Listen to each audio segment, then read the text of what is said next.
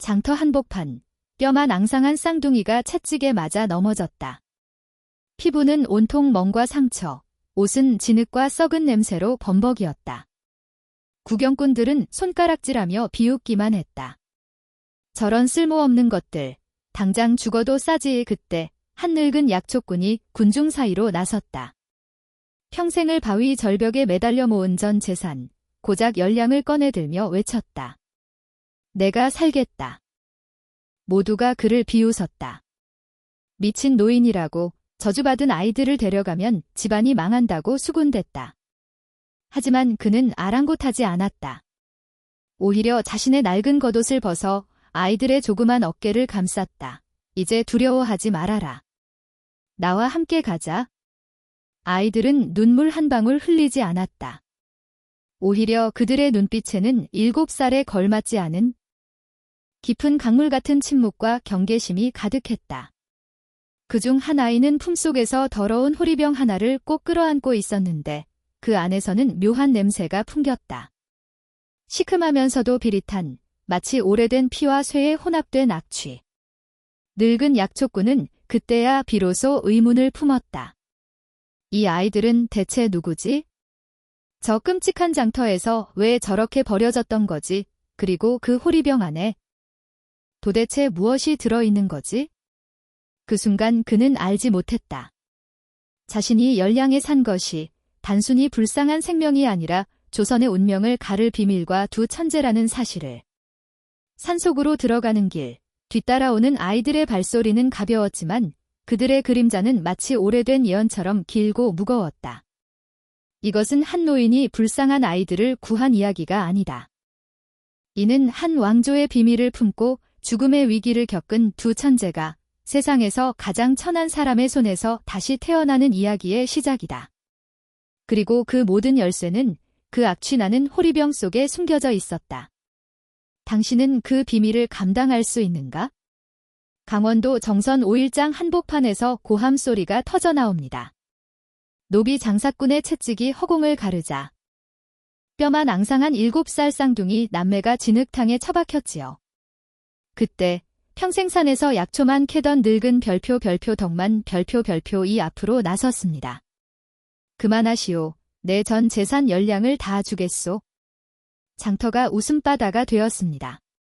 그렇게 조선의 운명을 바꿀 아이들과 덕만의 인연이 시작됐습니다. 이야기 시작 전 구독과 좋아요 잊지 마세요.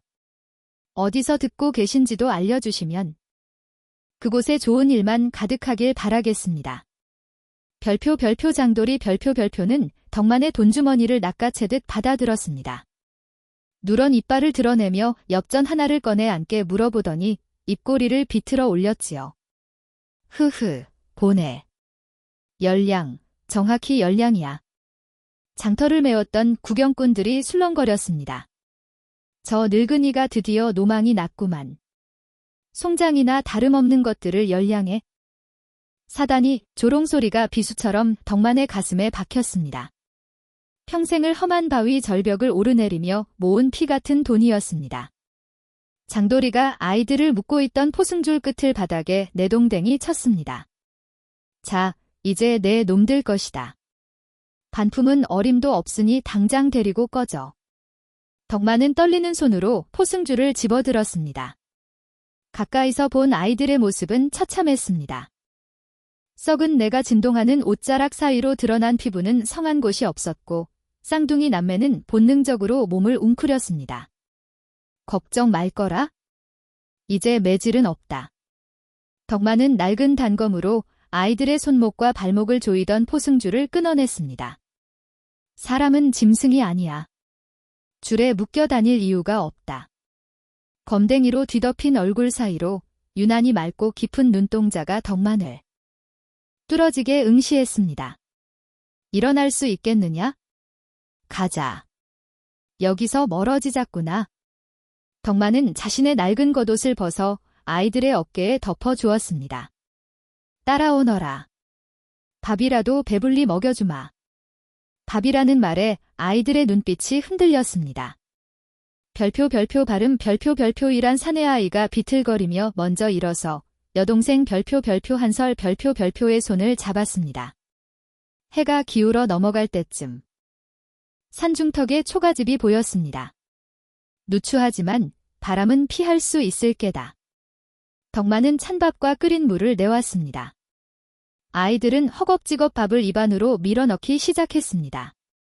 그런데 사내아이가 밥을 먹는 와중에도 왼손으로 낡고 더러운 호리병을 필사적으로 끌어안고 있었습니다. 이 녀석아, 밥 먹는데 그건 내려놓지 그러냐? 덕만이 호리병을 치워주려 손을 뻗는 순간이었습니다. 안 돼요. 지금껏 벙어리처럼 입을 다물고 있던 사내아이가 처음으로 소리를 질렀습니다. 아이는 밥그릇까지 팽개치고 병을 가슴에 숨기며 몸을 웅크렸습니다. 마치 자신의 목숨이라도 빼앗기는 듯한 살기 어린 눈빛이었습니다. 알았다. 알았어. 뺏지 않으마. 대체 그게 뭐길래 그리 신주단지 모시듯 하는 게냐? 덕만은 직감했습니다. 자신이 주워온 것이 단순히 불쌍한 아이들만은 아니라는 것을요. 가리왕산 깊은 골짜기를 타고 내려온 칼바람이 앙상한 나뭇가지를 흔들며 울어댔습니다. 해는 이미 서산 너머로 기울어가고 어둑해진 산길에는 을씨년스러운 정막만이 감돌았습니다. 덕만은 거친 숨을 몰아쉬며 가파른 비탈길을 올랐습니다. 약초를 캐러 10년을 하루같이 오르내린 익숙한 길이었지만 오늘따라 발걸음이 천근만근 무거웠습니다. 등 뒤에는 향긋한 약초 가득한 망태가 아니라 정체를 알 수 없는 낯선 두 아이가 그림자처럼 따라오고 있었으니까요. 아이고, 내 팔자야. 황소 한 마리 살 돈으로 입만 덜컥 사버렸으니 당장 집에 가서 쌀을 어찌 장만하나? 덕만은 깊은 한숨을 내쉬며 고개 끝을 돌아보았습니다. 아이들은 서로의 손을 생명줄인 양 꽉 잡은 채 묵묵히 덕만의 뒤를 밟고 있었습니다. 집신조차 신지 못한 아이들의 맨발은 이미 날카로운 돌뿌리에 긁혀 상처투성이었습니다. 붉은 피가 배어나와 거친 흙길 위에 점점이 지고 있었지요. 그런데도 아이들은 아프다는 소리 한 번 내지 않았습니다. 그저 입을 꾹 다문 채 도둑린 눈으로 앞만 보고 걸을 뿐이었습니다. 마치 고통을 느끼지 못하는 인형들 같았습니다. 그런데 말입니다. 찬바람이 부는 고개마루에 다다를 무렵 덕만의 코끝에 고약한 냄새가 맴돌기 시작했습니다. 처음에는 그저 아이들의 씻지 못한 몸에서 나는 냄새라 여겼습니다. 허나 바람이 불 때마다 코를 찌르는 그 악취는 마치 산짐승의 썩은 내장 냄새와도 같아 구역질이 날 지경이었습니다. 큰일이다. 이게 무슨 냄새냐? 꼭 개똥밭에 구른 것 같구나. 덕만이 코를 틀어막으며 멈춰섰습니다. 냄새의 근원은 사내아이의 품속이었습니다. 아이는 아까 장터에서부터 품에 안고 있던 시커먼 호리병 하나를 가슴팍에 소중히 끌어안고 있었지요. 겉면에 덕지덕지게 묻은 그 호리병 주둥이에서 고약한 썩은 내가 풀풀 풍겨나오고 있었습니다. 얘야. 그 병 좀 다오. 안에 뭐가 들었길래 이리 고약한 냄새가 난다냐? 피 냄새 같기도 하고 썩은 내 같기도 한 것이. 이러다 산짐승이 꼬이겠다. 덕만이 손을 내밀었습니다. 그러자 놀라운 일이 벌어졌습니다. 죽은 송장처럼 기운 없이 터벅터벅 걷던 사내아이가 순식간에 빗걸음질치며 호리병을 등 뒤로 감추는 것이 아니겠습니까? 아이의 눈빛이 마치 새끼를 지키려는 어미 늑대처럼 산발하게 번뜩였습니다. 어허, 이 녀석 보게. 내가 버리려는 게 아니다. 냄새가 너무 고약해서 저기 흐르는 내에 좀 씻으려는 게야? 이러 내놔라. 덕만이 아이를 달래듯 말하며 한 발짝 다가갔습니다. 하지만 아이는 고개를 세차게 저으며 더욱더 뒤로 물러났습니다. 옆에 있던 한설이마저 덕만의 앞을 가로막으며 두 팔을 벌렸습니다. 뼈만 앙상한 팔이었지만 그 기세만큼은 당장이라도 달려들어 물어뜯을 듯 맹랑했지요. 하늘이 망엔. 기가 막혀서. 내가 너희를 구해준 은인인데 고작 그 썩은 호리병 하나 때문에 일이 되대드는 게냐? 덕만은 짜증난 표정을 지으며 사내아이의 팔을 낚아챘습니다. 이러 내놓으라니까 씻어서 준다지 않느냐? 평생 입 한 번 빼곡 안 했다던 벙어리 아이의 입에서 짐승 같은 신음이 터져나왔습니다. 덕만이 호리병을 빼앗으려 힘을 주자 아이는 바닥에 질질 끌려오면서도 호리병을 놓지 않았습니다. 손톱이 하얗게 질리도록 병목을 움켜쥔 그 손아귀 힘이 어찌나 센지 평생 괭이질로 다져진 덕만조차 당해내기 힘들 정도였습니다.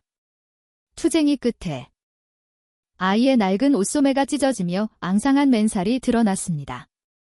그 순간 덕만은 아이의 눈을 정면으로 마주했습니다. 그 눈빛은 단순한 고집이 아니었습니다. 그것은 공포였습니다. 그리고 절박함이었습니다. 이 호리병을 뺏기면 차라리 혀를 깨물고 죽어버리겠다는 선열 같은 처절한 결기가 그 어린 눈동자 안에 이글거리고 있었습니다. 덕만은 덜컥 겁이 났습니다. 보잘것없는 7살배기 아이가 가질 수 있는 눈빛이 아니었기 때문입니다. 등골이 오싹해진 덕만은 저도 모르게 잡고 있던 손을 탁 놓아버렸습니다. 헉. 헉. 바닥에 나뒹구는 아이는 재빨리 호리병을 다시 품에 안고 몸을 웅크렸습니다. 한설이가 얼른 달려가 오라버니의 어깨를 감싸 안으며 덕만을 노려보았습니다. 두 남매의 눈빛이 어둠 속에서 푸르게 빛나는 듯 했습니다. 잔바람 소리만이 윙윙거리며 세 사람 사이를 스쳐 지나갔습니다. 덕만은 멍하니 자신의 빈손을 내려다보았습니다. 10년간 모은 전 재산을 털어 산 것이 고작 냄새 나는 호리병 하나를 목숨처럼 지키는 피떡이들이라니. 하. 그래, 알았다. 안 뺏는다. 안 빼서. 덕만이 깊은 한숨을 내쉬며 고개를 저었습니다. 대체 그 안에 뭐가 들었길래 그 난리냐? 금덩이라도 들었으면 내 말도 안 한다. 썩은 물이나 찰랑거리는 소리가 나는데. 덕만은 씁쓸한 입맛을 다시며 다시 지게를 고쳐 맸습니다. 날은 이미 저물어 사위가 칠흑같이 캄캄해지고 있었습니다. 더 지체했다가는 정말로 호랑이라도 마주칠 판이었습니다. 오너라, 날이 차다. 내 진막이라도 들어가야 얼어 죽지. 안치.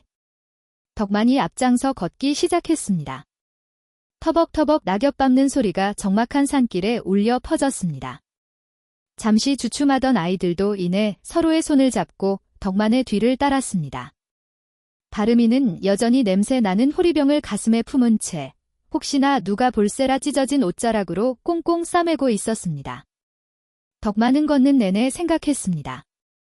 자신이 확신에 저지른 일이 과연 잘한 일인지 아니면 제 발등을 찍은 것인지 도무지 알 수가 없었습니다. 하지만 한 가지 확실한 것은 저 아이들이 보통 내기가 아니라는 사실이었습니다. 그 썩은 냄새 진동하는 호리병 속에 훗날 조선 팔도를 뒤흔들 엄청난 비밀이 숨겨져 있다는 사실을 아직 덕만이 알 리가 없었지요.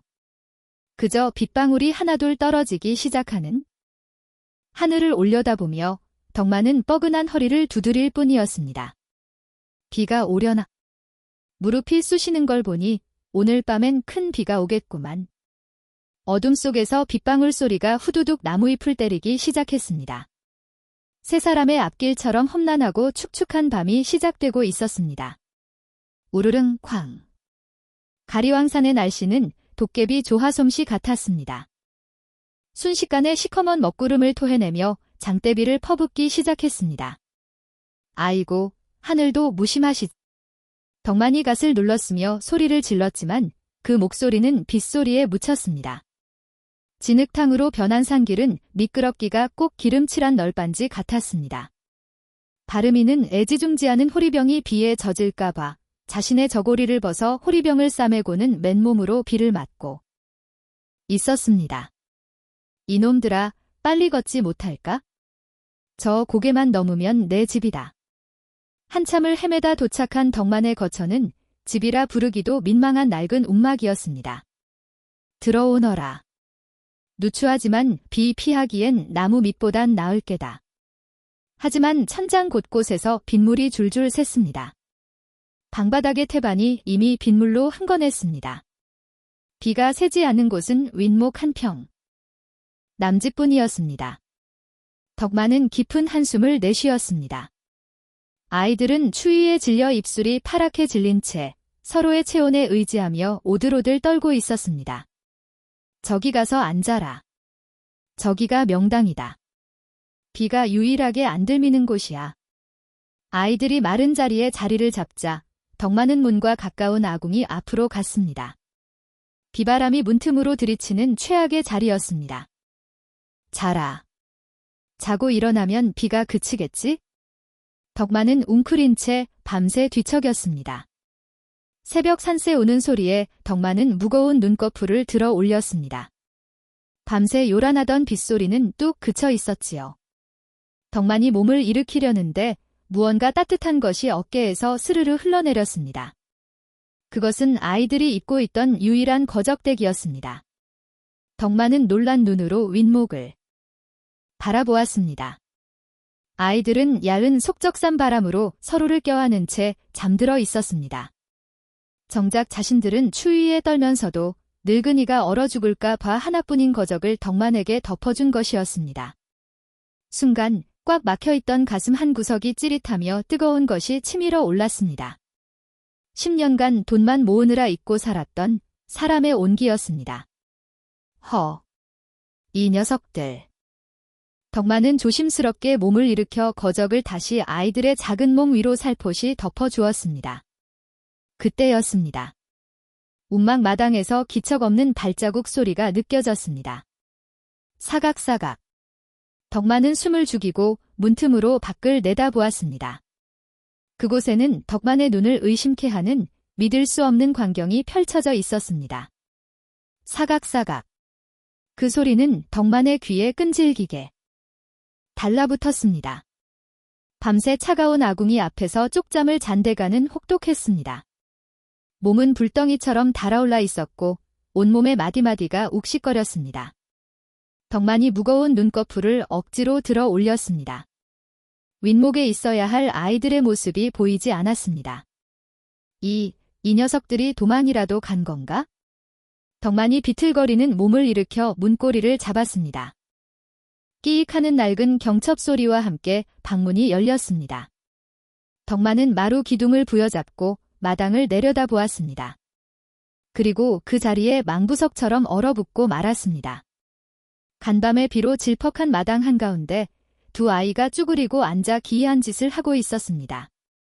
바름이는 나뭇가지로 진흙바닥을 맹렬히 긁어대고 있었고 한설이는 손가락으로 허공과 바닥을 번갈아 가리키며 신호를 보내고 있었습니다. 너희들 지금 뭐 하는 게냐? 아이들이 화들짝 놀라며 빗걸음질 쳤습니다. 하지만 덕만의 시선은 바닥에 그려진 그림에 꽂혀 있었습니다.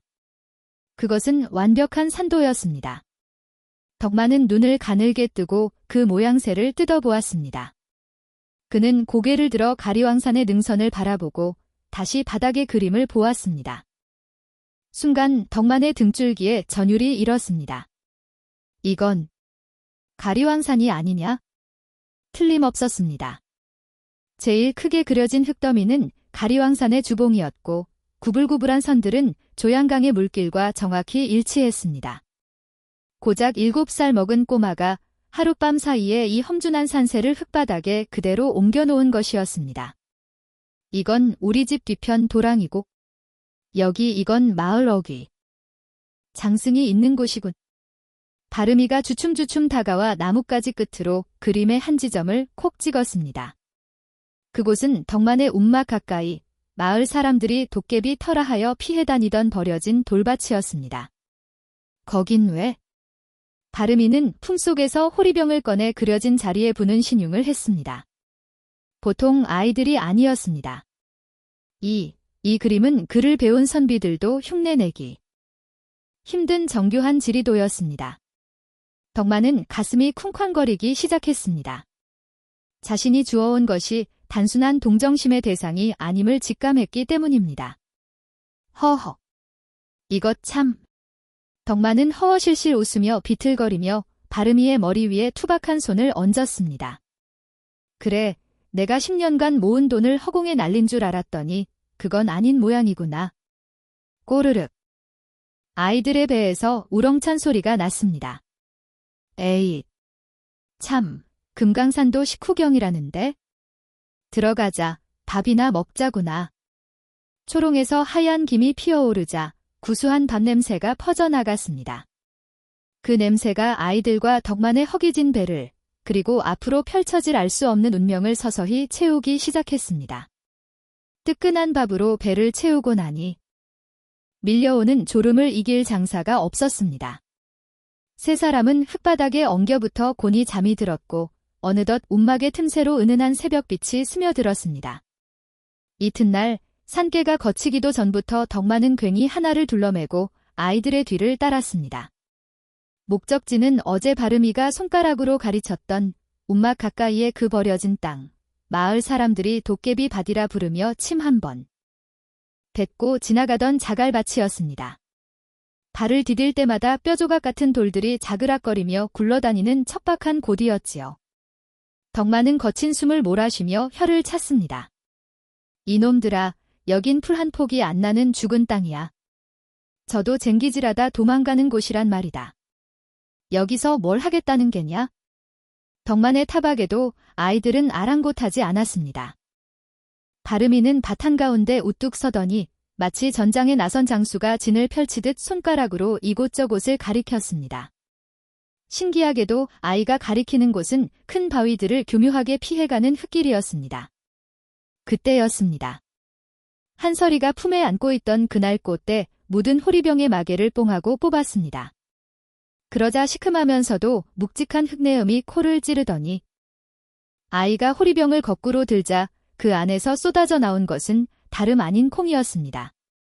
그것도 일반 콩이 아니라 칠흑같이 검고 윤기가 반질반질 흐르는 마치 까마귀의 눈동자 같은 기괴한 검은 콩들이었습니다. 이걸 이 돌밭에 심자는 게냐? 덕만이 쭈그리고 앉아 콩 하나를 집어들었습니다. 돌덩이처럼 단단하고 묵직한 것이 예사 종자가 아니었습니다.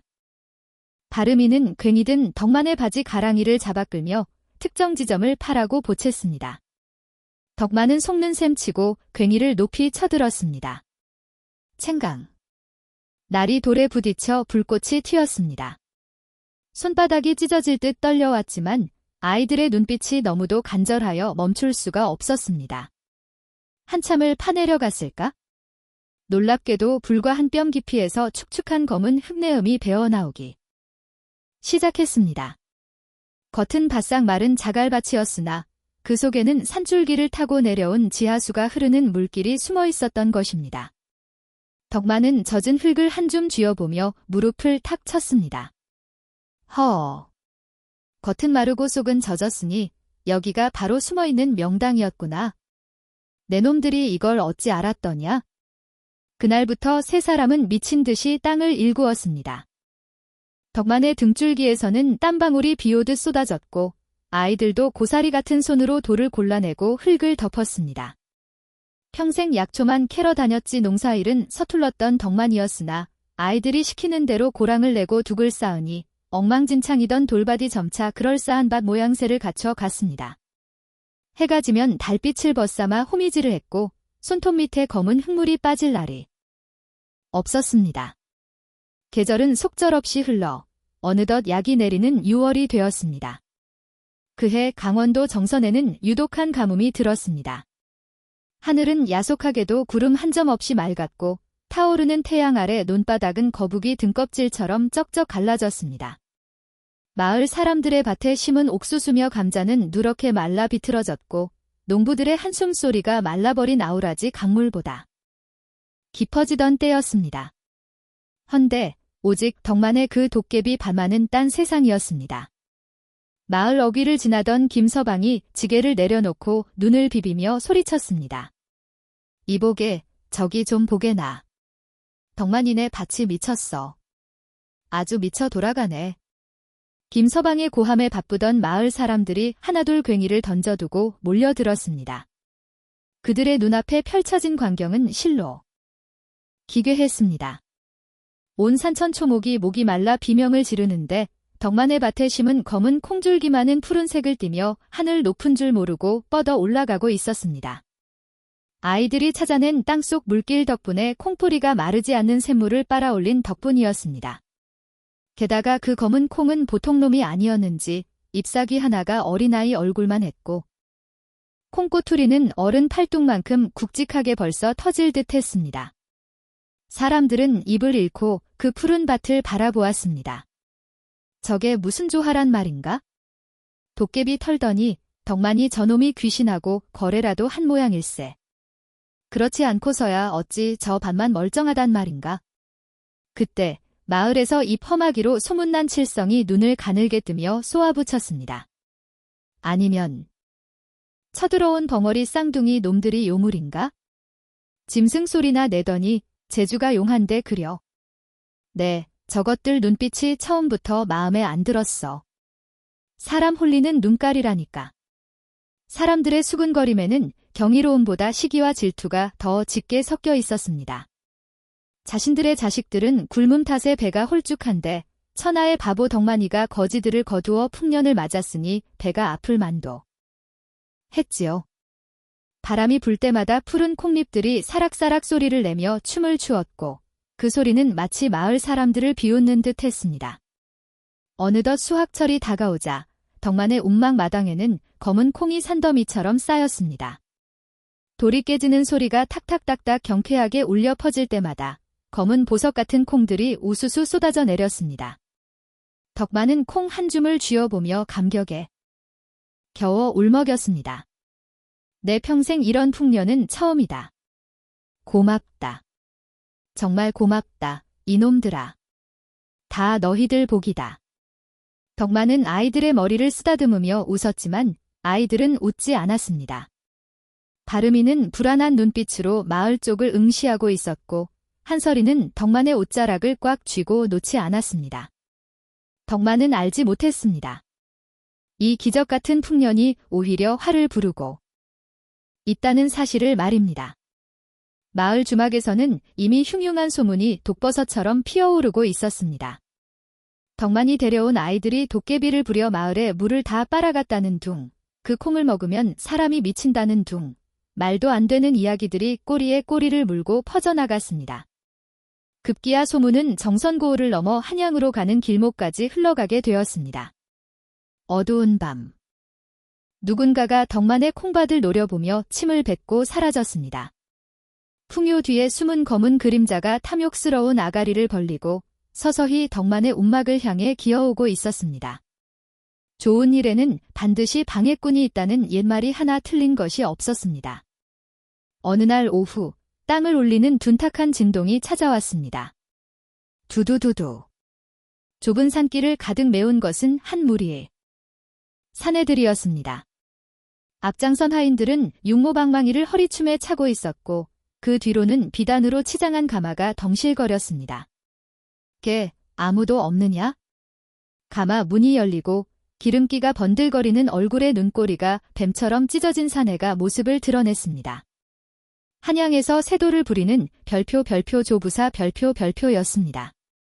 조부사는 멍석 위에 널어놓은 검은 콩들을 보자 눈동자가 탐욕으로 번들거리기 시작했습니다.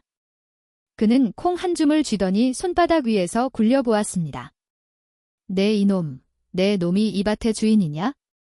네. 예소인 덕만이라 하옵니다. 내 놈 주제에 이런 귀한 종자를 어디서 구했느냐? 필시 훔친 것이 분명하구나. 덕만이 뒤를 돌아보았습니다. 부엌 문틈 사이로 겁에 질린 쌍둥이 남매가 바들바들 떨며 지켜보고 있었습니다. 조부사의 시선이 아이들에게로 옮겨갔습니다. 조부사는 아이를 자세히 보더니 속으로 쾌재를 불렀습니다. 끼끼. 어디 갔나 했더니 여기서 쥐새끼처럼 숨어 살고 있었구나. 여봐라. 저것들을 당장 포박해라. 나으리, 무슨 말씀이십니까? 이놈이 어디서 감히. 저것들은 내 집에서 도망친 노비 새끼들이다.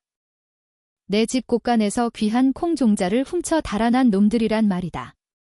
조 부사의 억지는 서리보다 매서웠습니다. 하인들은 아이들을 끌어냈고 마당에 널린 콩을 자루에 쓸어 담기 시작했습니다. 덕만이 울부짖으며 아이들의 발목을 잡으려 했지만 하인이 휘두른 몽둥이가 덕만의 등짝을 내리쳤습니다. 크! 하인들은 밭으로 몰려가 콩대마저 마구잡이로 짓밟았습니다. 우직뚝 싱그럽게 자라던 콩대들이 분압발 아래 처참하게 꺾여 나갔습니다. 모조리 쓸어 담아라. 콩 한 톨, 잎사귀 하나 남기지 말고 싹 다 걷어들여라. 끌려가는 아이들의 눈에서 단비 같은 눈물이 뚝뚝 떨어져 땅을 적셨습니다. 덕만은 흐려지는 의식 속에서 멀어져가는 아이들의 뒷모습을 보며 피눈물을 흘렸습니다.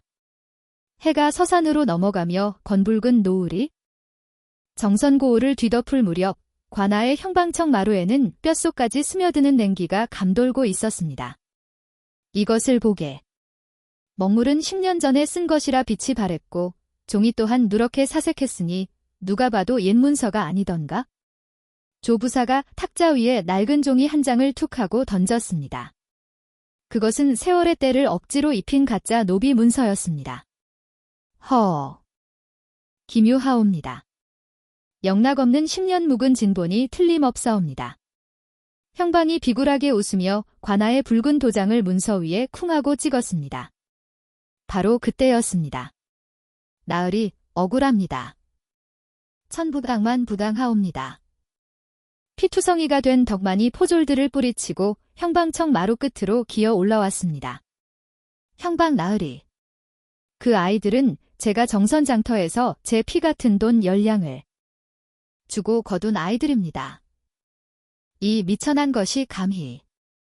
노비거래에는 관아에 신고를 하고 문서를 주고받아야 하거늘 내 놈에게 그런 증거 있느냐? 덕만이 말문이 막혔습니다.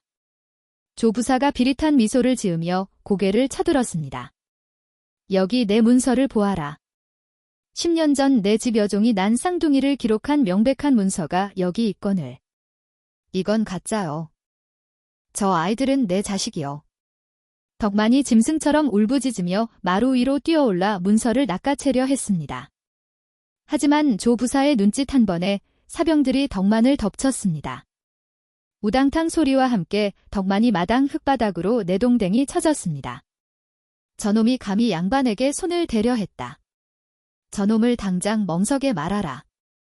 포졸들이 거칠게 짠 멍석으로 덕만의 몸을 둘러감쌌습니다. 매우 쳐라. 저놈이 다시는 헛소리를 못하게 뼈를 가루로 만들어 놓아라. 퍽퍽. 무거운 나무 몽둥이가 멍석 위를 내리치기 시작했습니다. 아. 멍석 사이로 붉은 피가 배어나와 마른 땅을 적셨습니다. 그때 관아 문 밖에서 짐승 같은 비명소리가 들려왔습니다. 으아. 쌍둥이 남매가 포승줄에 묶여 끌려가며 지르는 소리였습니다. 저것들을 당장 별광에 가두거라. 내일 날이 밝는 대로 한양으로 압송할 것이다. 아이들의 집신이 벗겨져 나갔고 작은 발뒤꿈치가 거친 돌바닥에 쓸려 핏자국을 길게 남겼습니다. 멍석 틈새로 그 모습을 지켜보던 덕만의 눈에서 피눈물이 주르륵 흘러내렸습니다. 몽둥이질은 멈췄지만 덕만의 몸은 이미 걸레 조각처럼 망가져 있었습니다. 포졸들이 축 늘어난 멍석을 들더니 바깥 음침한 곳에 짐짝처럼 내던졌습니다. 철퍼덕. 덕만의 손에는 아이들이 끌려가며 떨어뜨린 핏자국으로 더러워진 댕기 하나가 생명줄인 양 꽉 쥐어져 있었습니다. 그 붉은 댕기 위로 차가운 겨울비가 한 방울, 두 방울 떨어지기 시작했습니다. 차가운 겨울비가 떨어지기 시작할 무렵 부사 저택 육중한 대문이 끼익 소리를 내며 열렸습니다. 쌍둥이 남매는 짐승처럼 질질 끌려 대문 안으로 들어섰습니다. 별실로 가는 길목에서 거구의 하인이 바름이 품에 있는 호리병을 보더니 탐욕스러운 손을 뻗었습니다. 이 녀석이 아까부터 몰래 꽁꽁 싸매고 있어? 그 거지 같은 병은 뭐야? 하인의 억센 손이 바름이의 가냘픈 팔을 비틀었습니다. 바름이는 찰나의 순간 누이 한서리와 눈을 마주쳤습니다. 한서리가 눈물을 뚝 흘리며 고개를 끄덕였습니다. 빼앗길 바에는 차라리 부서 세상에 드러내는 것이 낫다는 비장한 결단이었습니다. 바름이는 하인의 팔을 물어뜯고 가장 날카로워 보이는 정원석을 향해 몸을 날렸습니다. 쨍그랑. 날카로운 파열음이 정원의 고요를 찢어 갈랐습니다. 산산조각난 독이 파편들이 사방으로 튀었습니다. 후두둑 싸. 검은 콩들이 우박처럼 굴러떨어졌습니다. 벽에 꽉 끼어있던 붉은 비단 뭉치가 툭 하고 튕겨나와 바닥을 굴렀습니다. 비단이 풀리자 그 안에는 붓으로 촘촘하게 그린 기이한 그림과 난해한 숫자들이 빼곡히 적혀 있었습니다. 사랑채 문이 벌컥 열리며 조 부사가 튀어나왔습니다. 조 부사의 시선이 클탕물에 젖어가는 붉은 비단에 꽂혔습니다. 순간 조 부사의 눈동자가 견잡을 수 없이 흔들렸습니다. 저것은... 조 부사는 떨리는 손으로 비단을 집어들었습니다. 굽이치는 산맥의 흐름을 붉은 선으로 표시하고 땅속을 흐르는 수맥을 푸른 선으로 그려놓은 그림이었습니다. 풍수지리의 비밀과 수리시설 설계도가 합쳐진 보물 중의 보물이었습니다. 치수요결이라니. 이것이 정령 죽은 정 약봉이 남겼다던 그 비급이란 말이냐? 조 부사의 입에서 억눌린 신음이 터져나왔습니다. 이 비단에는 물기를 트는 법뿐만 아니라 왕이 나올 천하의 명당 자리가 숨겨져 있다는 소문이 돌았기 때문이지요. 조 부사는 비단을 움켜쥐고 아이들을 노려보았습니다. 이 아이들은 이 암호를 풀 수 있는 유일한 열쇠였습니다. 그의 눈빛이 탐욕으로 번들거리기 시작했습니다. 여봐라. 이것들을 별실광이 아니라 안채 깊숙한 지하 토굴에 가두거라. 그리고 대문 밖에는 개미 새끼 한 마리 엿보지 못하게 보초를 세워라. 아이들이 다시금 어둠 속으로 질질 끌려갔습니다. 조 부사는 비단을 품속 깊이 감추며 주위를 돌아봤습니다. 다가온 가을바람이 앙상한 나뭇가지를 흔들며 우웅하고 울었습니다. 마당 한 구석. 깨진 호리병 조각 틈에서 검은 콩 하나가 하인의 발에 지시겨져 바닥에 박혔습니다. 밤하늘에는 먹구름이 몰려와 달빛마저 집어삼키고 있었습니다. 조 부사의 입가에 비릿한 미소가 번졌습니다. 쾅! 육중한 쇠문이 닫히는 소리가 지하 토굴을 뒤흔들며 아이들의 심장을 내려앉게 만들었습니다. 이곳은 한양 조 부사 저택의 가장 깊숙한 곳. 본래 곡식을 저장하던 창고였으나 조 부사의 탐욕이 커지면서 사람을 가두는 사설 감옥으로 변해버린 곳이었습니다. 벽면을 타고 흐르는 눅눅한 물기에서는 곰팡이 냄새와 비릿한 쇠 냄새가 진동했고 바닥에 깔린 썩은 지푸라기는 축축하게 젖어 있었습니다. 바르미와 한설이는 칠흑 같은 어둠 속에서 서로의 체온에 의지한 채 오들오들 떨었습니다. 벽에 걸린 횃불 하나가 위태롭게 타오르며 다닥닥 소리를 낼 때마다 벽에 비친 그림자가 마치 굶주린 귀신처럼 기괴하게 춤을 추며 아이들을 노려보는 듯 했습니다. 얼마나 시간이 흘렀을까요? 다시금 끼익하는 끔찍한 쇠 긁는 소리와 함께 문이 열렸습니다. 차가운 가을바람이 들이치며 횃불이 요동쳤고 그 불빛 아래로 조 부사의 서늘한 얼굴이 드러났습니다. 그는 뒷짐을 진 채 천천히 걸어 들어왔는데 그 뒤로 덩치 큰 사내 둘이 무언가를 질질 끌고 오고 있었습니다. 바닥에 내동댕이 쳐진 것은 짐짝이 아니었습니다. 아이들의 눈이 찢어질 듯 커졌습니다. 피투성이가 된 채 숨만 간신히 몰아쉬고 있는 그 처참한 몰골의 노인, 바로 아버지 덕만이었습니다. 멍석마리가 된 듯 온몸이 흙투성이었고 얼굴은 퉁퉁 부어올라 본래의 형체를 알아보기 힘들 지경이었습니다. 덕만은 지친 눈을 간신히 뜨며 흐릿한 시야 너머의 아이들을 바라보았습니다. 가야, 도망가거라. 덕만의 갈라진 목소리가 아이들의 가슴을 후벼 파았습니다. 바르미가 비명을 지르며 아버지에게 달려가려 했으나 조 부사의 하인들이 거칠게 그들을 밀쳐냈습니다. 바닥에 나뒹군 바르미는 입술을 깨물며 조 부사를 노려보았습니다. 조 부사는 혀를 차며 품속에서 아이들에게 빼앗은 붉은 비단을 꺼내 낡은 나무 탁자 위에 펼쳤습니다. 기름 먹인 비단 위로 횃불빛이 비치자 붉고 푸른 선들이 마치 살아있는 뱀처럼 꿈틀거리는 듯 했습니다. 자, 이제 점잖게 거래를 해보자구나. 조 부사가 비열한 미소를 지으며 입을 열었습니다. 그는 아이들과 바닥에 쓰러진 덕만을 번갈아가며 쳐다보았는데 그 눈빛이 마치 쥐구멍 앞을 지키는 독사처럼 차갑고 집요했습니다. 너희가 정약봉의 핏줄이라는 건 이미 짐작했다. 이 난해한 그림과 숫자를 풀 수 있는 건 천하의 너희들 뿐이겠지.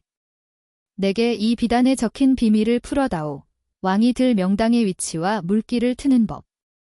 그 모든 것을 이 종이에 적어내란 말이다. 아이들은 입을 굳게 다물었습니다. 그것이 무엇을 의미하는지 너무나 잘 알고 있었기 때문이지요. 이 비단에 적힌 치수요결의 비밀이 저 탐욕스러운 자의 손에 들어가는 순간 백성들의 생명줄인 물길은 끊기고 조선의 산천은 저자의 욕심을 채우는 도구로 전락할 것이 뻔했습니다. 한서리가 고개를 세차게 저으며 뒷걸음질 쳤습니다. 그러자 조 부사의 표정이 순식간에 싸늘하게 굳어졌습니다. 그가 턱짓을 하자 뒤에 서 있던 하인이 굵은 몽둥이를 들어 올렸습니다. 거절이라? 그래. 교심지극한 너희가 언제까지 버티나 보자. 퍽. 둔탁한 타격음과 함께 덕만의 입에서 고통스러운 비명이 터져나왔습니다. 이미 만신창이가 된 덕만의 등을 하인이 무자비하게 다시 한번 내리친 것입니다. 덕만의 몸이 활처럼 휘어졌다가 바닥으로 축 늘어났습니다. 덕만은 고통 속에서도 아이들을 향해 피 묻은 손을 뻗으며 고개를 저었습니다.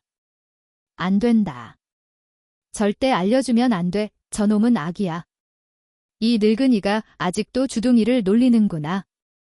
여봐라. 저 늙은이의 다리를 아주 분질러 놓아라. 조 부사의 서슬퍼런 호령의 하인이 다시 몽둥이를 높이 쳐들었습니다. 그 살벌한 기세에 아이들의 얼굴이 백지장처럼 하얗게 질렸습니다. 이대로라면 아버지는 정말 목숨을 잃을지도 모를 절체절명의 상황이었습니다. 세상의 정의도 가문의 사명도 중요했지만 당장 눈앞에서 피를 토하며 죽어가는 아버지를 외면할 수 있는 자식은 없었습니다. 탁! 바르미가 떨리는 손으로 탁자 위에 붓을 낚아챘습니다. 그 소리에 몽둥이를 휘두르려던 하인이 멈칫했습니다.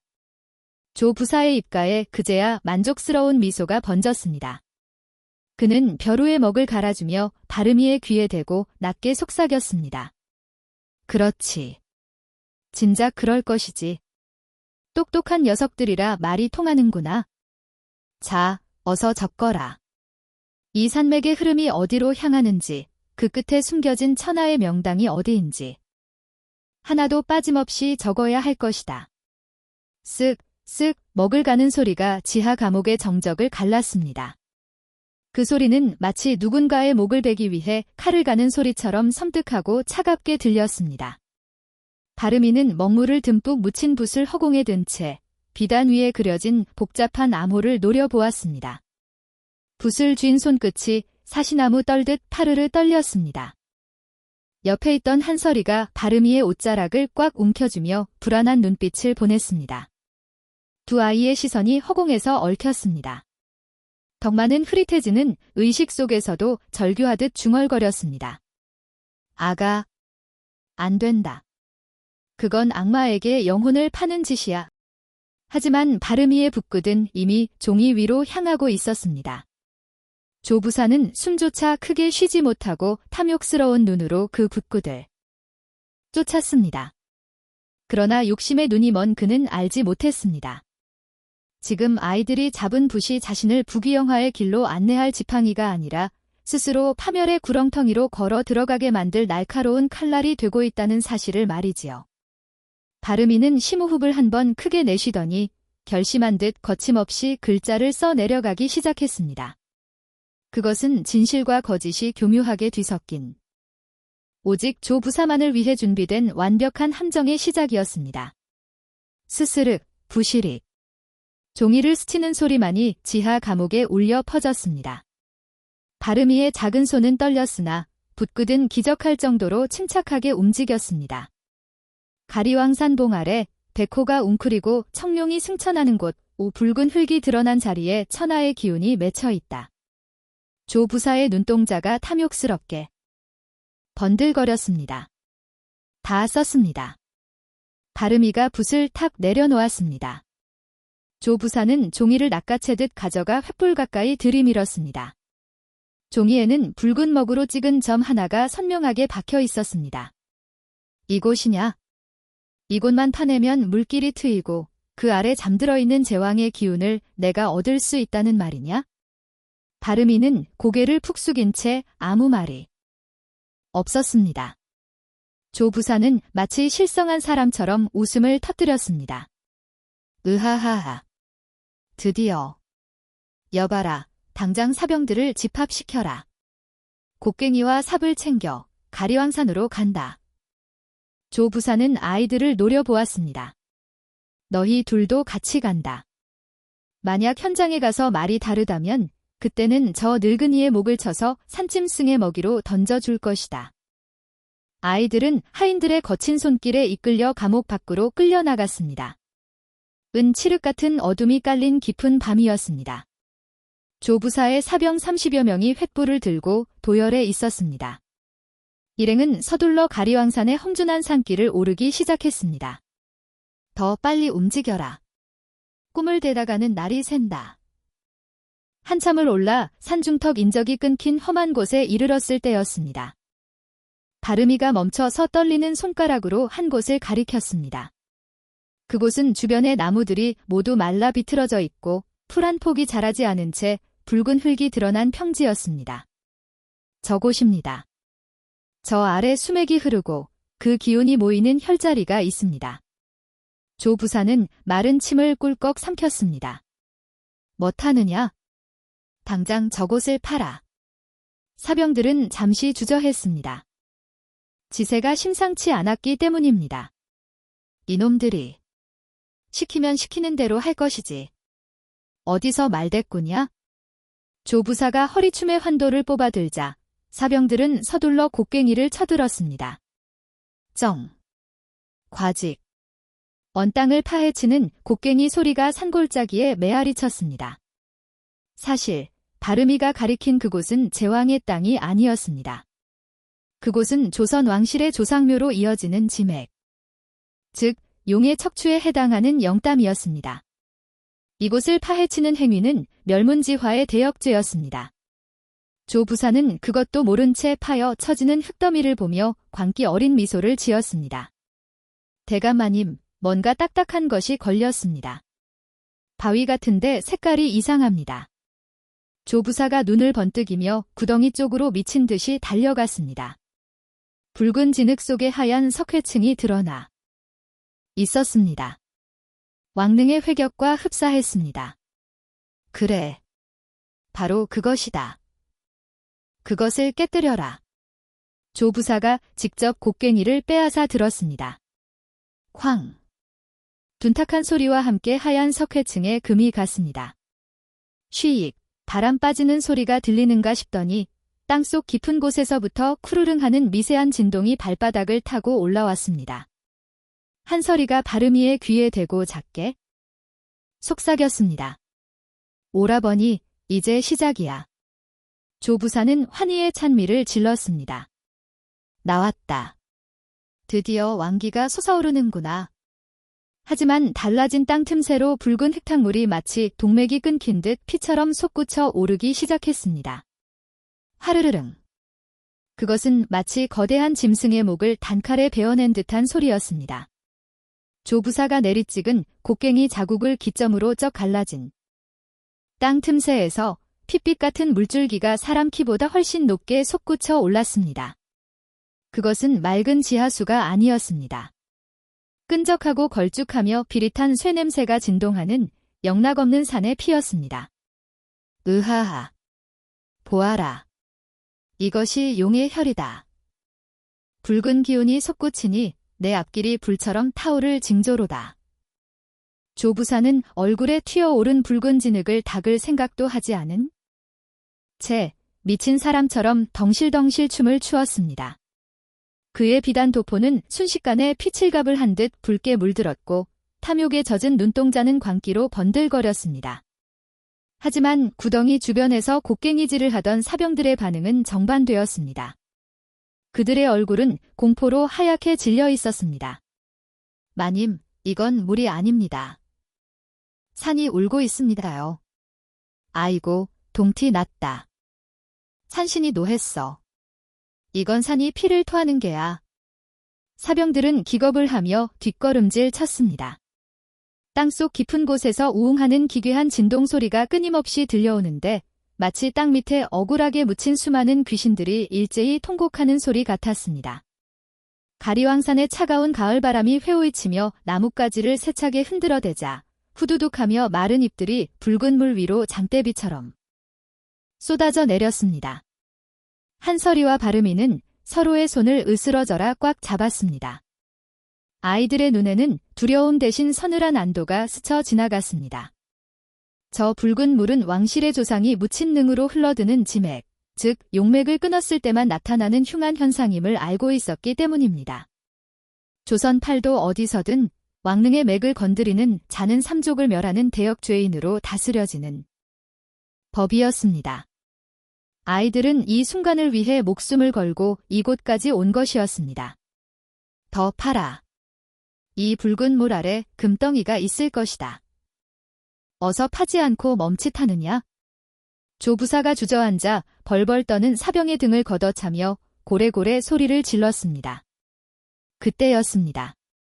산 아래쪽에서부터 땅의 울음소리와는 전혀 다른 규칙적이고 묵직한 진동이 발바닥을 타고 느껴지기 시작했습니다. 두두두두. 처음에는 바람소리에 묻혀 희미하던 그 소리는 순식간에 천둥소리처럼 커져 골짜기를 가득 메웠습니다. 그것은 수십 필의 군마가 전속력으로 산을 치고 올라오는 소리였습니다. 땅 위에 작은 돌멩이들이 튀어 오를 정도의 기세였습니다. 이게 무슨 소리냐? 누가 오느냐? 조부사가 그제야 동작을 멈추고 귀를 기울였습니다. 숲속의 새들이 일제히 비명을 지르며 날아오르고 사람 키만한 억새바디 양옆으로 거칠게 갈라졌습니다. 그리고 붉은 흙탕물이 솟구치는 구덩이를 향해 누더기 갓을 쓴 한 선비가 바람처럼 나타났습니다. 며칠 전 주막에서 국밥을 얻어 먹던 비루해 보이던 바로 그 선비였습니다. 하지만 지금 그의 눈빛은 굶주린 호랑이처럼 형하게 빛나고 있었습니다. 그는 품속에서 묵직한 노쇠 덩어리를 꺼내어 높이 쳐들었습니다. 가을 햇살을 정통으로 받은 마패가 번쩍이며 5마리의 말 그림을 선명하게 드러냈습니다. 암행어사 출도요. 그 외침은 웅장하게 골짜기를 울려 솟구치는 물소리마저 잠재울 듯했습니다. 그 신호와 함께 숲속 곳곳에 매복해 있던 역졸들이 육모방망이를 휘두르며 쏟아져 나왔습니다. 암행어사 출도요. 역적들을 포박하라. 왕릉의 지맥을 끊는 대역죄인들이다. 한 놈도 놓치지 마라. 어사. 조부사의 손에서 들려있던 곡괭이가 힘없이 툭 하고 떨어졌습니다.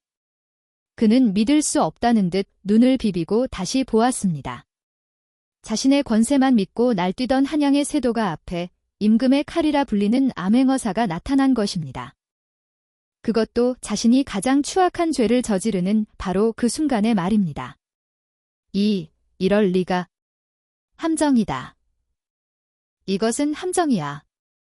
조부사는 뒷걸음질 치다 붉은 진흙탕에 발이 미끄러져 볼썽사납게 엉덩방아를 찼습니다.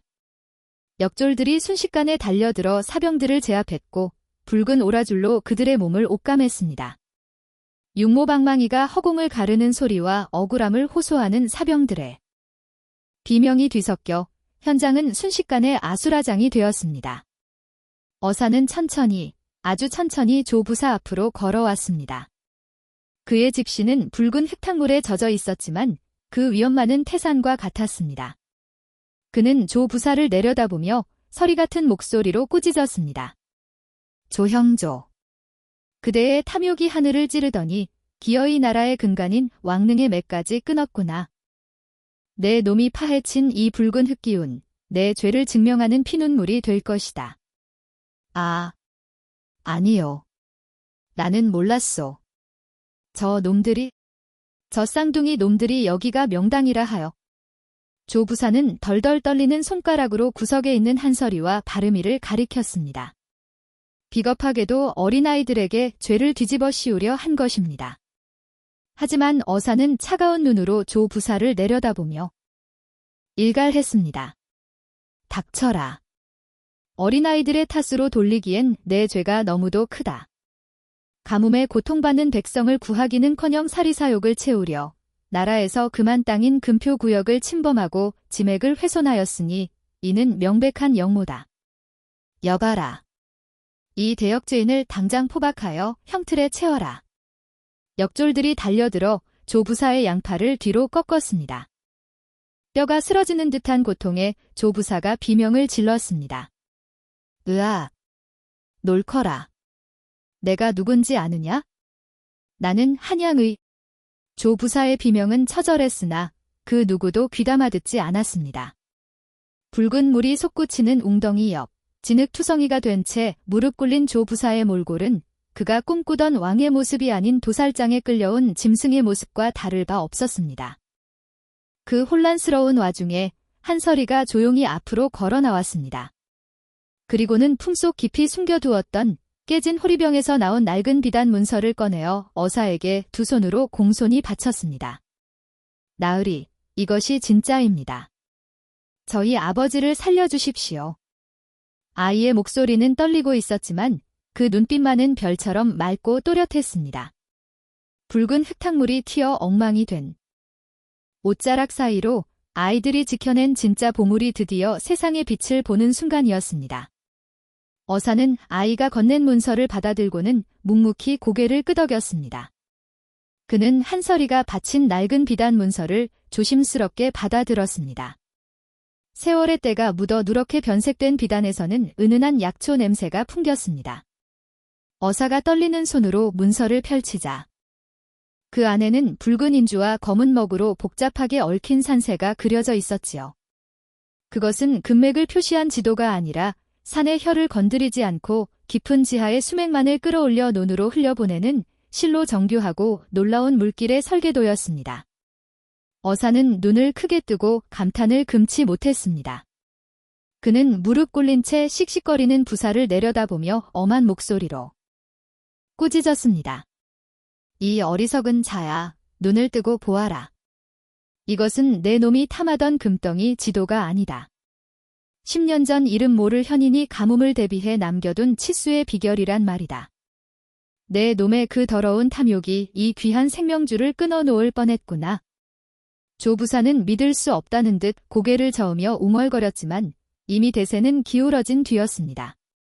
그때였습니다. 조부사가 파헤쳐 놓은 구덩이에서 쿠르릉 하는 불길한 진동이 울리더니 핏빛 같은 붉은 흙탕물이 더욱 거세게 솟구쳐 올랐습니다. 마치 상처 입은 산이 고통에 몸부림치며 피를 토해내는 듯했지요. 흙탕물은 금세 불어나 둑을 넘실거리며 마을을 덮칠 기세였습니다. 이런. 산의 혈이 잘못 건드려져 집안이 무너지고 있다. 이대로 두면 마을이 흙더미에 파묻힐 것이다.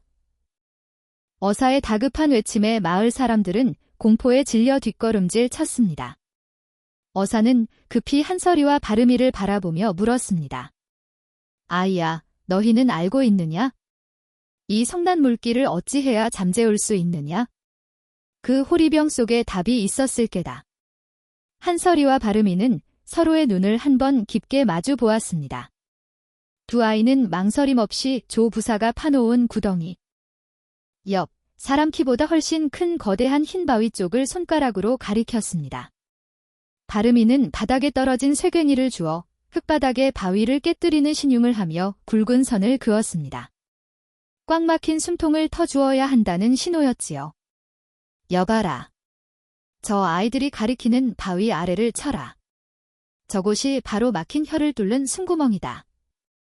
어사의 호령이 떨어지자 역졸들과 구경 나온 마을 장정들이 일제히 달라붙었습니다. 굵은 팔뚝의 장정들이 쇠랑과 곡괭이를 높이 쳐들었습니다. 강강제제. 쇠와 돌이 부딪혀 튀는 불꽃이 사방으로 흩어졌습니다. 바위는 꿈쩍도 하지 않는 듯했으나 아이들의 눈빛은 흔들림이 없었습니다. 10번의 매질이 이어지고 사람들의 이마에 굵은 땀방울이 맺힐 무렵이었습니다. 우직근. 천지를 뒤흔드는 괴음과 함께 거대한 바위가 바늘로 쩍 갈라졌습니다. 그 틈새에서 뿜어져 나오는 바람소리가 계곡을 휘감았습니다. 그리고 이내 기적 같은 일이 벌어졌습니다. 하아! 마치 땅속에 갇혀있던 청룡이 승천하듯 바위 틈새로 엄청난 수압의 물줄기가 폭포수처럼 터져나왔습니다. 놀랍게도 그 물은 방금 전까지 솟구치던 붉은 흙탕물이 아니었습니다. 바위 틈새의 자갈과 모래층을 거치며 깨끗하게 정화된 수정처럼 맑고 투명한 옥수였습니다.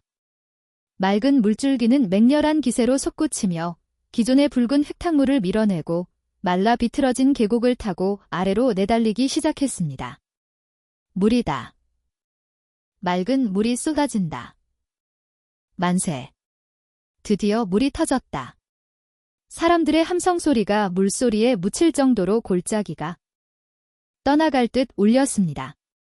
맑은 물은 계곡을 타고 굽이쳐 흘러내려 거북이 등껍질처럼 쩍쩍 갈라져 있던 아우라지 들판으로 쏟아져 들어갔습니다. 바짝 말라 비틀어져 있던 논밭이 물을 만나자 취익하고 뜨거운 김을 내뿜으며 순식간에 젖어들었습니다. 영덩이로 타 들어가던 벼 포기들이 생명수를 먹고 다시 파릇하게 고개를 드는 듯 했습니다. 죽어가던 땅이 다시 숨을 쉬기 시작한 것입니다. 그 장엄한 광경을 멍하니 바라보던 조부사는 털썩 주저앉아 기력을 놓아버렸고 포박된 채 끌려가던 사병들도 고개를 떨구었습니다. 탐욕이 부른 재앙을 아이들이 지켜낸 순수한 지혜가 덮어버린 순간이었습니다. 상황이 정리되자 어사는 뒤쪽에 멈춰서 있던 죄인 호송수레를 향해 손짓했습니다. 이제 되었다. 저 억울한 아비의 오라를 당장 풀어라. 역졸이 칼을 들어 밧줄을 끊어내자 좁은 나무 감옥에 갇혀 죽을 날만 기다리던 덕만이 비틀거리는 걸음으로 수레에서 내려왔습니다. 며칠간의 모진 고초로 얼굴은 반쪽이 되었고 옷은 피와 흙으로 엉망진창이었지만 그의 눈은 쏟아지는 물줄기도 황금빛 들판도 아닌 오직 두 아이만을 찾고 있었습니다. 별이야. 덕만의 갈라진 목소리가 들리자 어사 앞에 무릎 꿇고 있던 아이들이 벌떡 일어나 달려갔습니다. 아버지. 비록 말은 하지 못했으나 아이들의 입모양은 분명 그렇게 외치고 있었습니다. 와락. 세 사람은 서로를 부서져라 끌어안았습니다. 덕만은 상처투성이인 거친 손으로 아이들의 얼굴을, 어깨를, 등을 몇 번이고 쓸어내렸습니다. 다친 곳은 없는지 혹여나 놀라지는 않았는지 확인하는 손길이 덜덜 떨렸습니다. 미안하다. 이 못난 아비를 만나서 내가 지켜주지 못해서. 덕만의 눈에서 굵은 눈물방울이 뚝뚝 떨어져 아이들의 머리를 적셨습니다. 다름이가 고개를 세차게 저으며 소매로 덕만의 눈물을 닦아주었고 한설이는 덕만의 품에 얼굴을 묻고 소리 없는 오열을 토해냈습니다. 그동안 참아왔던 두려움과 서러움이 아버지의 따뜻한 품속에서 한꺼번에 터져나온 것입니다. 그 모습을 지켜보던 마을 사람들도 서슬퍼런 역졸들도 눈시울을 붉혔습니다. 갈증 쏟아지는 시원한 물소리가 마치 그들의 재회를 축복하는 하늘의 연주처럼 울려 퍼졌습니다. 어사는 뒷짐을 진 채 그 모습을 흐뭇하게 바라보며 낮은 목소리로 졸았습니다. 보물은 땅속에 묻힌 금덩이가 아니라 저리도 맑고 고운 사람의 마음이었거늘. 어리석은 자들은 평생을 가도 그것을 깨닫지 못하는구나. 시원한 물줄기는 멈추지 않고 흘러 정선고을의 모든 논과 밭을 적시고도 남을 만큼 풍요롭게 넘쳐 흘렀습니다. 10년 전 장터에서 모두가 외면하던 버려진 아이들을 전 재산을 털어 거두었던 바보 같은 사내. 그 사내의 선행이 10년이라는 시간을 돌아 마침내 온 마을을 살려내는 기적이 되어 돌아온 것입니다. 감격적인 재회의 기쁨으로 온 마을이 들썩이고 메마른 땅을 적시는 물소리가 축복처럼 울려 퍼졌지만 어사 별표 박문수 별표의 눈빛만은 여전히 서리처럼 차가웠습니다. 물길은 잡혔으나 10년간 이 고을을 병들게 하고 아이들의 운명을 뒤틀어 놓은 죄악의 뿌리는 아직 뽑히지 않았기 때문이지요. 어사는 뒷짐을 풀고 포박 땅에 바들바들 떨고 있는 조 부사를 향해 천천히 걸음을 옮겼습니다. 그의 낮은 목소리가 물소리를 뚫고 골짜기에 무겁게 내려앉았습니다. 물길은 하늘의 뜻대로 열렸으나 내 놈의 죄는 사람이 묻지 않을 수 없다. 여봐라. 저 탐욕놈이 가져온 짐짝들을 모조리 뒤져라. 위조된 노비 문서뿐만 아니라 영모를 꾀한 증거가 단 하나라도 나오면 그 즉시 추국할 것이다. 2. 합판하겠습니다. 어사의 호령이 떨어지기가 무섭게 나졸들이 조 부사가 타고 온 화려한 가마와 짐수레로 우르르 달려들었습니다. 붉은 비단 보자기가 거칠게 찢겨나가고 칠기함이 바닥에 나구었습니다. 우강탕 그랑. 귀한 백자가 깨지고 엽전 꾸러미가 흙바닥에 쏟아지는 소리가 요란했습니다. 다 다색이 됐구나, 이놈들아. 그것은 건드리지 말게, 내 사유 재산이야. 조 부사가 발버둥쳤지만 이미 포박된 몸이라 소용없는 짓이었지요. 나졸들은 아랑곳하지 않고 수레의 밑바닥까지 샅샅이 뒤졌습니다. 그때 비단 옷감들 틈새 구석에 처박혀 있던 낡고 거무튀튀한 나무 상자 하나를 뜯어내던 나졸 하나가 다급히 소리쳤습니다. 어사 나으리.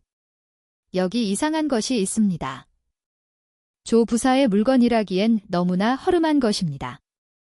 나졸이 어사 앞으로 가져온 것은 조 부사의 화려한 짐과는 전혀 어울리지 않는 낡아 빠진 삼배 주머니였습니다. 키난 묵은 내가 진동하는 주머니를 어사가 조심스레 뒤집자 그 안에서 꼬깃꼬깃하게 구겨지고 건붉은 얼룩이 덕지덕지 묻은 서찰 한 통이 툭하고 떨어졌습니다. 이것은 핏자국이 아니냐? 어사는 미간을 찌푸리며 떨어진 서찰을 집어들었습니다. 오랜 세월 묵혀 있었는지 종이는 누렇게 바스라질 듯했고 글씨는 생의 마지막 순간에 쓴 듯 급하게 휘갈겨져 있었습니다. 내용을 읽어내려가던 어사의 눈동자가 점점 커지더니 이내 잡고 있는 손끝이 가늘게 떨리기 시작했습니다. 어사는 깊은 탄식을 내뱉으며 고개를 들어 덕만을 찾았습니다. 덕만아, 그리고 아이들아, 이리 가까이 와 보거라. 너희가 반드시 들어야 할 말이 여기 적혀 있다. 어사의 목소리는 방금 전 호령하던 기세와 달리 젖은 물기를 머금고 있었습니다. 영문을 모르는 덕만이 아이들의 손을 꼭 잡고 조심스레 다가갔습니다. 이 서찰은 10년 전 정선장터에서 너희를 팔아넘긴 그 거간꾼 놈의 것이다. 조 부사가 그자를 죽이고 증거로 챙겨둔 모양이구나. 거간꾼이라는 말에 덕만의 몸이 흠칫 굳어졌습니다.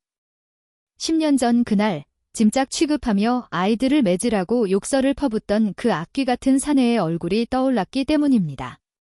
하지만 어사가 읽어내려가는 내용은 덕만의 기억을 그리고 그 자리에 모인 모든 사람들의 가슴을 송두리째 뒤흔들어 놓았습니다. 이 글을 읽으실 분께 저는 죄인 별표 최막달 별표입니다.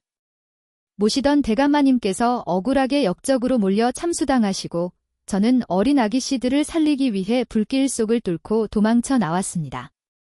허나 추격자들의 눈을 피할 길이 없어 미친 척하고 장터로 나갑니다. 장터의 소음이 멈추고 사람들의 숨소리마저 잦아들었습니다. 바람소리조차 멈춘 듯 고요한 계곡에 오직 어사의 낭낭하고도 슬픈 목소리만이 울려 퍼졌습니다.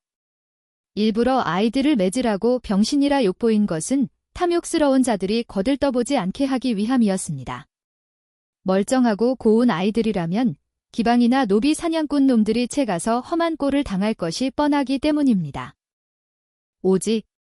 오직 세상에서 가장 어리석고 착한 사람만이 아무 쓸모 없어 보이는 이 아이들을 불쌍히 여겨 거두어 줄 것이라 믿었기 때문입니다. 덕만은 숨이 턱 막혀와 가슴을 움켜쥐었습니다. 10년 전 그날 거간꾼이 자신에게 아이들을 넘기며 지었던 표정이 스쳐 지나갔습니다. 돈을 챙겨 떠나며 비릿하게 웃던 그 입꼬리가 사실은 안도의 울음을 억지로 참아내던 것임을 이제야 깨달은 것입니다. 그가 아이들을 때릴 때마다 흘리던 땀방울은 식은 땀이었고 악을 쓰던 목소리는 살리고자 하는 절규였던 것입니다. 별표 덕만 별표이라는 약초꾼이 아이들을 데려갔으니 이제 저는 조 부사의 추적을 유인하러 반대편 산으로 갑니다. 부디 우리 불쌍한 아기씨들을 살려만 주십시오. 이 못난 종놈은 저승에 가서도 그 은혜를 잊지 않겠습니다. 아기씨들, 부디 만수무강하소서. 낭독이 끝나자 어사는 서찰을 든 손을 떨구며 하늘을 향해 긴 탄식을 내뱉었습니다. 충신이로다. 참으로 충신이야. 제 목숨을 미천으로 던져 주인의 핏줄을 살렸구나. 겉으로는 악귀인 척하였으나 속은 부처와 다름없었어. 그제야 아이들이 바닥에 주저앉았습니다. 벙어리 흉내를 내며 살아오느라 입고 있었던 희미한 기억 속의 얼굴. 험상궂게 생겼으나 몰래 주먹밥을 쥐어주며 미안하다. 정말 미안하다 속삭이던 최 아저씨의 기억이 봄을 터지듯 되살아난 것입니다. 아저씨. 흑흑. 한설이의 입에서 짐승 같은 울음이 터져 나왔습니다. 발음이 또한 땅을 치며 오열했습니다. 자신들을 때리던 그 채찍질이 사실은 살점이 떨어져 나가는 아픔보다 더한 마음의 고통을 견디며 내린 사랑의 매질이었음을 알았기 때문입니다. 그 매질 한 번 한 번이 아이들을 살리기 위한 피눈물 나는 연극이었던 것입니다. 덕만의 눈에서도 굵은 눈물이 주르륵 흘러내려 턱을 타고 거친 수염을 적셨습니다.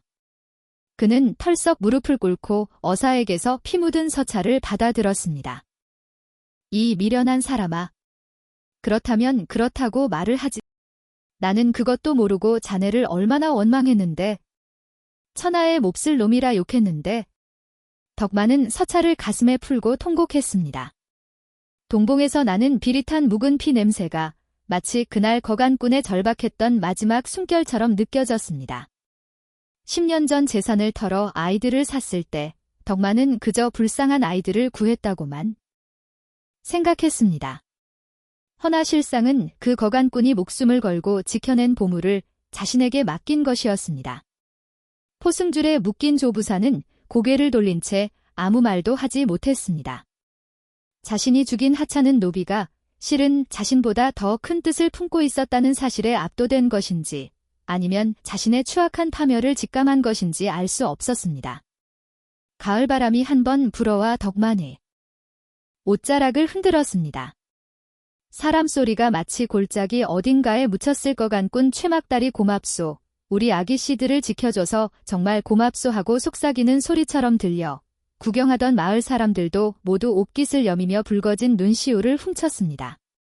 진실은 10년의 세월을 건너 그렇게 가장 아프고도 아름다운 모습으로 드러났습니다. 흐느낌과 탄식이 가을바람을 타고 산자락을 휘감았습니다. 나졸들에게 짐짝처럼 끌려가는 조 부사의 비명은 처절했습니다. 이놈들. 썩 놓지 못하겠느냐? 내가 누군지 알고 감히 내 몸에 손을 대는 게야? 나는 영의정 대감의 육촌이다. 내 너희 놈들의 삼족을 멸할 것이야. 악다구니를 쓰며 발버둥 치는 조 부사의 목소리는 계곡 물소리에 묻혀 점차 힘을 잃었고 이내 산모퉁이를 돌아 사라지자 숲은 다시금 무거운 정막만이 감돌았습니다. 소란이 잦아들자 암행어사는 각근을 단정히 고쳐매고 품속에서 붉은 비단으로 감싼 두루마리 하나를 꺼내 들었습니다. 조정에서 내려온 교지였습니다. 어사의 눈빛은 서리 같았던 심판관의 것에서 어느새 인자한 어른의 눈빛으로 바뀌어 남매를 향하고 있었습니다. 바름이와 한설이는 듣거라. 주상 전하께서 너희 아비인 곳 정약봉의 억울한 죽음을 이미 짐작하고 계셨느니라. 간신배들의 모함에 휘말려 억울하게 천명을 당했으나 이번에 너희가 목숨을 걸고 찾아낸 치수설계도와 왕릉의 맥을 지켜낸 공을 높이 사시어 너희 가문의 신원을 복원하고 벼슬을 내리기로 하셨다. 어사의 목소리가 웅장하게 울려 퍼지자 숨죽이고 지켜보던 관군들과 마을 사람들 사이에서 와하는 탄성이 터져 나왔습니다. 역적의 자식이라 손가락질 받던 아이들이 하루아침에 나라에 공을 세운 공신의 반열에 오르게 된 것입니다. 마을 안잠들이 입을 다물지 못했고 덕만을 무시하던 장터 거간꾼들은 땅만 쳐다보며 식은땀을 흘렸습니다. 어사가 부드러운 목소리로 말을 이었습니다. 자, 이제 한양으로 가졌구나. 대궐 같은 기와집과 수십 명의 하인들. 그리고 너희가 입어야 할 고운 비단옷이 기다리고 있다. 더 이상 이 척박한 산골에서 흙을 파먹으며 거친 베옷을 입고 살지 않아도 된단 말이다. 너희 아비의 명예를 되찾고 양반 가문의 자제로 떳떳하게 살아갈 날이 열린 것이다. 그 말을 듣는 순간 덕만의 가슴이 천길 낭떠러지로 떨어지는 듯 철렁 내려앉았습니다. 올 것이 왔구나 싶었지요. 덕만은 슬그머니 잡고 있던 아이들의 손을 놓았습니다. 자신의 손을 내려다보니 쑥검댕이와 흙대가 꼬질꼬질하게 끼어 있고 손톱은 다 깨져 뭉툭한 천한 약초꾼의 손이었습니다. 저 고운 아이들의 손을 잡기에는 너무나 투박하고 부끄러운 손이었습니다. 덕만은 뒷걸음질 치며 아이들의 등을 떠밀었습니다. 목구멍에서 뜨거운 덩어리가 치밀어 올라와 말을 잇기조차 힘들었습니다. 가거라. 어서 가. 나으리 말씀이 100번 1000번 지당하시다. 너희는 원래 귀한 양반 자손들이 아니냐? 용이 개천에 있어봤자 미꾸라지밖에 더 되겠느냐? 나 같은 무식한 늙은이 곁에서 썩기엔 너희 재주와 앞날이 너무 아깝다. 덕만의 목소리가 늙은 염소 울음소리처럼 애처롭게 떨렸습니다. 입으로는 가라며 떠밀지만 눈가에는 차마 흘리지 못한 눈물이 그렁그렁 맺혀 붉게 충혈되어 있었습니다. 10년을 품어 키운 자식들을 떠나보내야 한다는 생각에 가슴 한 구석이 썩은 무처럼 푹 꺼지는 듯 했습니다. 아이들이 밥을 먹는 모습만 봐도 배가 불렀고 잠든 숨소리만 들어도 세상 모든 것을 가진 듯 행복했던 지난 세월이 주마등처럼 스쳐 지나갔습니다. 사람들은 모두 아이들이 기뻐하며 춤이라도 출 것이라 생각했습니다. 누가 봐도 그것이 하늘이 내린 통쾌한 기회였으니까요. 평생 떵떵거리고 살 수 있는 기회를 마다할 사람이 어디 있겠습니까? 그런데 그때였습니다. 싫습니다. 단호하고 낮은 목소리가 정적을 깼습니다. 오라버니 바름이었습니다. 바름이는 어사 앞에 널쭉 엎드려 큰 절을 올리더니 한치의 흔들림도 없는 눈빛으로 고개를 들었습니다. 나으리, 성은이 망극하오나 저희는 한양으로 가지 않겠습니다. 벼슬도, 기와집도, 비단옷도 저희에게는 필요 없습니다. 어사가 눈을 동그랗게 뜨고 믿을 수 없다는 표정으로 되물었습니다. 이게 무슨 말이냐? 지금 부귀영화를 마다하겠다는 것이냐? 내 아비의 억울함을 풀고 가문을 일으키는 것이 자식된 도리가 아니더냐? 이번에는 여동생 한설이가 덕만의 다해진 바지 가랑이를 꼭 붙잡으며 앞으로 나섰습니다. 한설이는 덕만의 발을 가리켰습니다. 나으리, 저기 보이십니까? 어사와 마을 사람들의 시선이 일제히 덕만의 발끝으로 향했습니다. 거기에는 엄지발가락이 삐져나오고 빗짝이 다 달아빠져 너덜너덜거리는 집신 한 짝이 놓여 있었습니다. 굳은 살 투성이의 핏자국까지 희미하게 배어있는 세상에서 가장 보잘것없는 신발이었습니다. 10년 전 비 오던 날, 아버지는 당신의 유일한 집신을 벗어 저희 발에 신겨주시고 당신은 맨발로 자갈밭을 거니셨습니다. 발바닥이 찢어져 피가 철철 흐르는데도 저희가 추울까 봐 당신의 옷옷을 벗어 덮어주시고 밤새 떨며 저희를 안아주셨습니다. 한설이의 눈에서 굵은 눈물방울이 툭툭 떨어져 덕만의 굳은 살투성이 발등을 적셨습니다. 한설이의 목소리가 울먹임에 젖어들었습니다. 저희를 살린 건 조정의 높은 벼슬도 아니었고 화려한 비단옷도 아니었습니다. 바로 저 냄새나고 다 떨어진 아버지의 집신이었습니다. 한양의 고관대작들이 저희를 외면할 때 저희에게 따뜻한 밥 한 덩이를 먹여주신 분은 바로 이분이십니다. 한설이는 덕만의 거친 손을 두 손으로 감싸쥐고 볼에 비비며 말을 이었습니다. 저희에게는 정승판서의 관복보다 아버지의 등에서 나는 땀냄새가 더 귀합니다. 대궐 같은 집보다 비가 새도 웃음이 끊이지 않는 아버지의 움막이 더 좋습니다. 저희는 그냥 아버지랑 여기서 콩 심고 약초 캐며 살겠습니다. 아이들의 말에 장터는 찬물을 끼얹은 듯 조용해졌습니다. 구경하던 안자미들은 옷으로 눈물을 훔쳤고 무뚝뚝한 장정들도 코를 훌쩍였습니다. 덕만은 억장이 무너지는 듯하면서도 가슴 깊은 곳에서 뜨거운 용암 같은 것이 울컥 치솟아 올랐습니다. 이 미련곰탱이 같은 것들아. 거기가 어디라고 안 가? 가서 떵떵거리며 살아야지. 왜 이 지경으로 살아? 너희가 제정신이냐? 덕만이 버럭 소리를 지르며 아이들을 밀쳐내려 했지만 아이들은 요지부동이었습니다. 바름이와 한설이는 덕만의 허리춤과 팔을 더욱 꽉 끌어안으며 엉엉 울음을 터뜨렸습니다. 아버지가 안 가면 우리도 안 가요. 죽어도 안 가요. 우리 버리지 마세요, 아버지. 서로를 끌어안고 통곡하는 세 사람의 모습은 그 어떤 비단보다 빛나고 아름다웠습니다. 그 모습을 지켜보던 어사는 한참 동안 말을 잇지 못하고 먼 산만 바라보았습니다. 권력을 쫓아 부모 형제도 배신하고 재물을 위해 친구를 팔아넘기는 한양 바닥의 추악한 세태만 보다가 흙냄새 나는 이 진심 어린 광경을 보니 가슴이 먹먹해진 탓이었습니다. 어사는 천천히 고개를 끄덕이며 펼쳤던 교지를 도로 말아 넣었습니다. 그의 입가에 옅은 미소가 번졌습니다. 허허. 내 평생 수많은 판결을 내리고 수많은 인재를 보았으나 오늘처럼 아름다운 결정을 본 적이 없구나. 진정한 효와 의가 무엇인지 내가 오늘 한 수 배우고 가는구려. 그래, 알았다. 너희 뜻이 정 그러하다면 강요하지 않겠다. 주상 전하께는 내가 잘 말씀드려 너희가 이곳에서 평안히 살 수 있도록 호지하겠다. 어사는 몸을 돌려 관군들에게 철수 명령을 내렸습니다. 그러고는 떠나기 전 덕만에게 다가와 양반의 예법으로 정중히 허리를 숙였습니다. 어르신, 참으로 훌륭한 자식들을 두셨소. 부디 만수무강하시오.